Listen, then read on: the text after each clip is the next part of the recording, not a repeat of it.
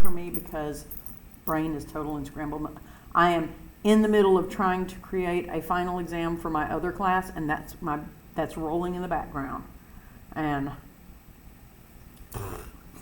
then, anyway, okay? So, by the way, if you're a highlighting person, you're only using that much of the domain. And if I were to reflect that across the line y equals x, it would still be a function because it does not fail the horizontal line test. That means the inverse will be a function. Now, with a tangent graph, if I just restricted myself to one of these little guys, I will pass the horizontal line test, won't I? So they just chose the one that is centered. And so if you remember, there's asymptotes flanking each curve. Agreed? So in this, what is my restricted domain? Pi over 2. Mm-hmm. But will I write it? Okay, so negative pi over 2. It's not going to be included, is it? Because we cannot use the odd pi over 2's in tangent. Okay? Continuing our restrictions, let's go down to cotangent because it's just kind of friendly with tangent. Again, we've got asymptotes, although I have my black pen in my hand. What is this domain restricted to? 0 to pi, exclusive, right? With our, let's go far left, cosecant. Oh, I didn't highlight the little pieces in yellow. I'm trying to be consistent here. In cosecant, I can't choose a whole loop, can I? Fails the horizontal test. So I split it into a top half and a bottom half. So in cosecant, there will be endpoints here because there's no asymptotes that we have to concern ourselves with. What would you say this domain is, this restricted domain? Huh? I think we're going to need a union in that puppy, aren't we? Okay? So we could say that we are going from inclusive to 0, 9. Exclusive. And then we pick it up right past 0 exclusive to pi over 2 included. That's fine. You know what else you could have written? X cannot equal 0. Yeah, so you could have said, hey, everything from negative pi over 2 through positive pi over 2 inclusive with the qualification that x cannot be 0. So either one of these would work. That's what I straight my brain went to. Okay? Now, again, can't use a whole loop, can I? Because it would be, it would fail the horizontal line test. So we get one up curve, one down curve. Have you noticed that we're only using two different possibilities? It's either going from negative pi over 2 to positive pi over 2, or it's going from 0 to pi, isn't it? Okay, so this is another, let's say, and these could have endpoints on them. This is a 0 to pi, inclusive as long as x is not what? Pi over 2. And we don't have to write an expression saying all the odd pi over 2's because we only have one of those asymptotes in that little bit. Okay, now, remember, these are our original trig graphs. We have just restricted their domains, but we have not created the inverses. When we create the inverses, these domains will become the ranges. Let that sink in. Okay? Because everything, and so our x-axis, which is our angles, Would you agree our x-axis is our angles? Okay, that's going to become our y-axis. And our y-axis, which is the numbers, will become our x-axis. Now that's some pretty crazy stuff. Let's take a couple of more, let's get a few more concepts into our head before we see what these weird flipped graphs look like. So, domain restrictions for trig graphs. The standard domain restrictions are shown above. Only the darkened portions,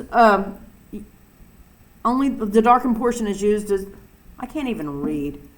We only use the darkened portion as the domain. This becomes the range of the inverse. Everything I just read to you, I've already said. So, let's move on. The inverse of a function f of x. Do y'all remember? Stop looking ahead. Don't do it. Don't do it. All right. How do we notate an inverse? F negative 1. Okay. Would be f to the negative 1 of x. I was tutoring calculus last night, and I am having the hardest time writing to the negative 1 because I'm writing f prime for derivatives. But there's two ways you could write it. I could write the inverse of sine as sine negative 1 of x. But have you ever heard these terms? Arcsine, No. arccosine, arctangent. Well, this guy's already taken trig, so yes, all right? So this book uses two different notations because the math world uses two different notations. Instead of saying sine negative 1 of x, we could call it arcsine. It means the same thing. Oh, okay. So what do you think arccosine means? Sine or cosine negative 1 of x. Cosine negative 1 of x, etc. You good with that? So we could have arctan, arccotangent, arcsecant, arccosecant. Okay? That simply means we are working with the inverse. So now, I think I'm going to keep,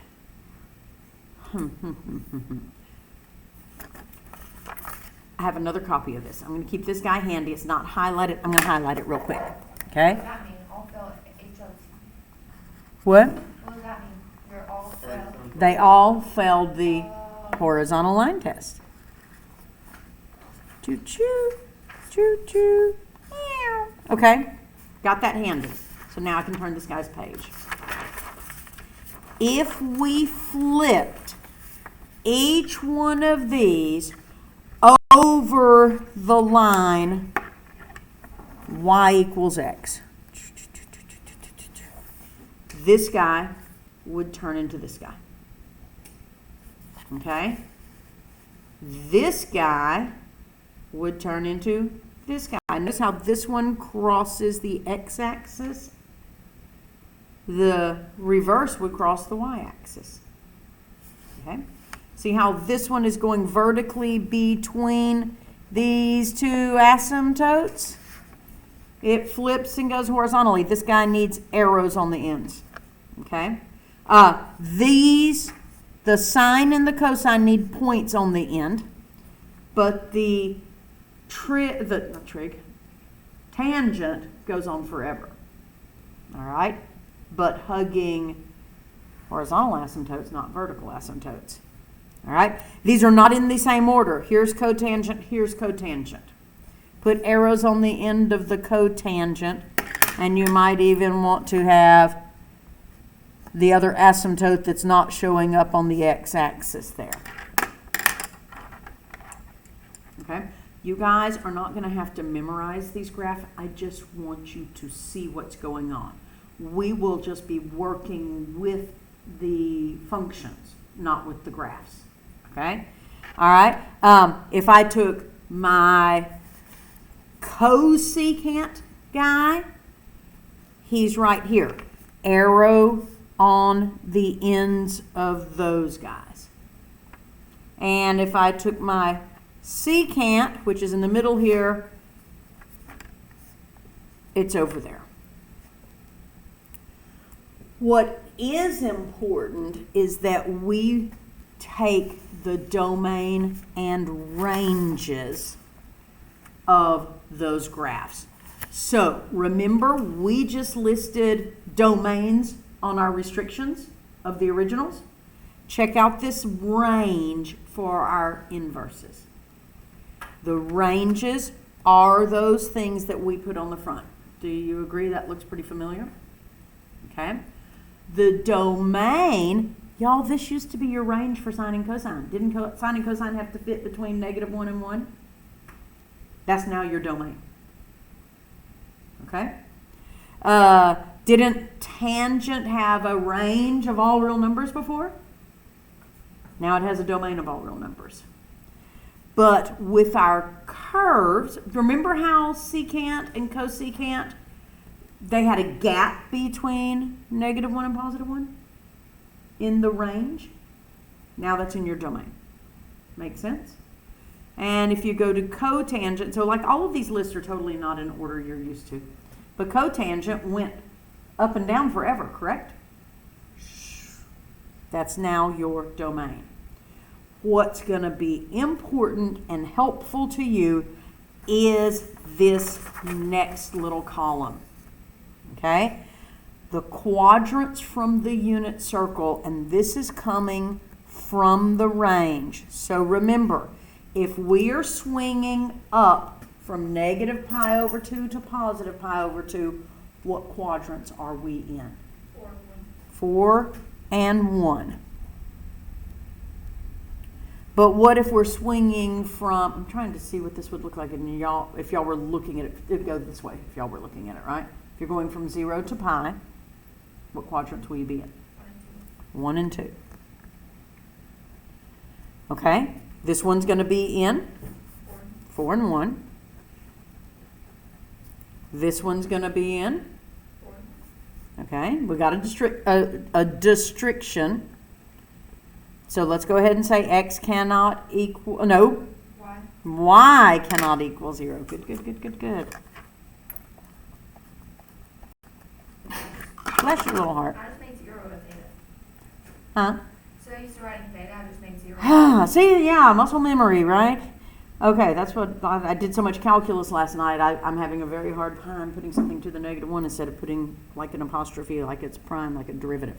Okay, this one, 0 to pi, is quadrants 1 and 2 with a restriction that y cannot be 0. And, Why cannot be pi over yeah, I had that wrong last year. Thank you. Okay, I owe you a Laffy Taffy, but I don't even want to take the time to get it out right now. Will you remember that on the way out the door? Do you like Laffy Taffies? Is it worth remembering? Okay, and plain old 0 to pi, what quadrants? 1. Yep. Okay. It says stop notes now. Fill out the trig functions and inverse function range tables at the end of this packet. There is a quiz in your future. So, so bad on our last page. all right. Last page. I am not going to have time to give you this. It's just not even going to happen. We don't have time to fill it out.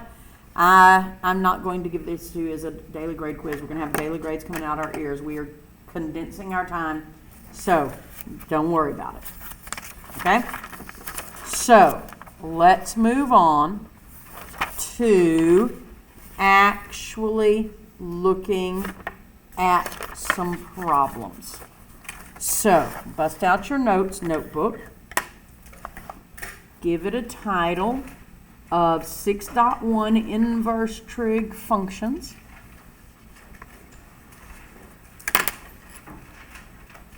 And our first batch of problems will be from 13 through 33. Keep this page handy as you are working and as you are doing your homework, okay? Because you've got to keep these restrictions in mind, all right? So, 13 through 33, here is the deal. They want you to do several things. One, they ask you to find the exact value of y. Because we're kind of working backwards. We're not solving for x, we're solving for y here. Okay? When the book says exact value, they are saying, in essence, you're not using a calculator. Figure your stuff out, and we're going to figure it out in radians. Okay? Because our restrictions, we went with radians. Okay? Oh, next thing. Use radians, non-calculator. I just told you that, okay? You might want to say radians, non-calculator for these. Okay? And then third, consider your range restrictions.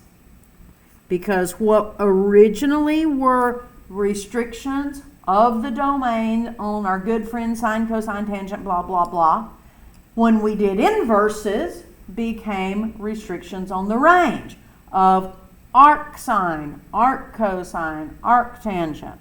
Okay? Got all that in mind? Let's conquer some problems. All right. Number 14. It says y is equal to the inverse tangent, and it has an argument of 1. Now, in essence, this is saying, tell me the angle, because your y-axis now is those angles. Tell me the angle that tangent has a value of 1. But wait, tangent has a value of 1 2 places on the unit circle, doesn't it? But because we're doing inverses, we have a restriction here. So, what's our restriction for inverse tangent? What quadrants are we limited to? 4 and 1. Okay, so that knocks out. Okay, so we never use 3 at all in inverses. It's not included anywhere. Okay, but also remember, if it's 4 and 1, this is not 3 pi over 2 to us. We have negative angles to positive angles, because what we're really thinking of was on the graph along the x-axis, we were going from negative to positive. So we're only in here, right? But which quadrant would give me a positive 1? So we've also knocked this out because it's positive, right? So my job is to name any angle in quadrant 1 that has a tangent of 1. 45 degrees. Okay, but But it's radians. we're in radians. So pi over 4. Pi over 4. Okay? Let's keep playing. Ready? Number 18 is our next example. Y is equal to the inverse cosine of 1/2. So, I mean, normally if I'm talking about cosine, my argument is an angle, isn't it? But if it's inverse cosine, my argument is going to be the number that normally would have been on my y-axis. Okay? So, first of all, help me restrict this. What quadrant should I knock off? 2, 3, and 4. Okay? So, first of all, I'm knocking off 3 and 4 because cosine is only in the top half, right? And then it's positive. It's positive, which means cosine can't be in 2. So, what could y be? What is the only angle? Because when we're looking for y, we're looking for an angle. Okay? All right. So what has a cosine of 1/2? Pi over 3. Yes. Short move, right? Pi over 3. Those thirds are your 60-degree angles. Number 20. Okay, this time instead of using the to the -1 notation, they say y is equal to the arc sine of a negative square root of 3 over 2. So, according to my range restrictions, what are the only two quadrants I could even be working in for sine? 4 and 1. Okay, so I'm knocking off 2 and 3.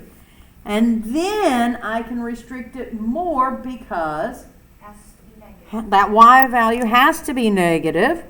So I'm in quadrant 3. Now you guys have to be careful. I mean, let's back that up. What should I have said? I'm in quadrant 4. Let's continue with the you guys have to be careful.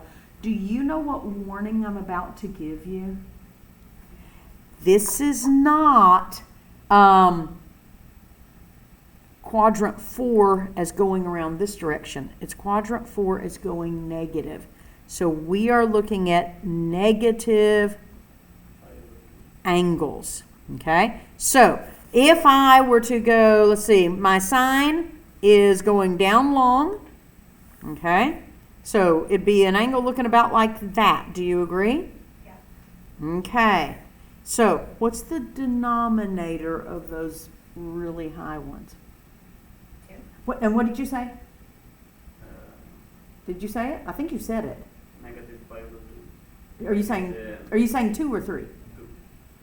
Pi over 2 is at the very bottom. Yeah, I was saying, telling like the domain. Okay. Okay. No, not the domain. What's this angle going to be? Pi over 6. Is it pi over 6? It's negative pi over 3, isn't it? Because it's tiny. Okay, all right. So y is going to be equal to negative pi over 3. Make sure quadrant 4 has to be a negative angle. Maybe turn that into a little cloud.